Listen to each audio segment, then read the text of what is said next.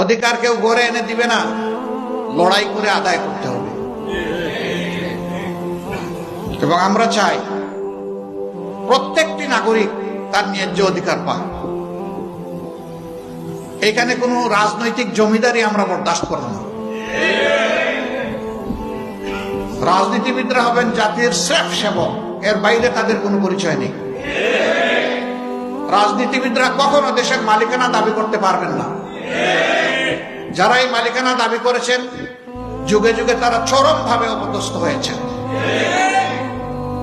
যারা এই দেশের মানুষকে নিজেদের প্রজা মনে করেছেন, আল্লাহ তাদের সম্মান উঠিয়ে নিয়েছেন।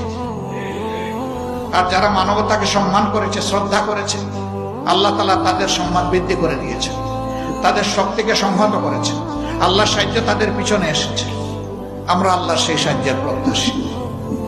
এমন একটা জাতি আল্লাহ তাআলা আগামী দিনে আমাদেরকে গড়ার তৌফিক দিন, যেখানে মানুষে মানুষে কোনো ভেদাভেদ থাকবে না।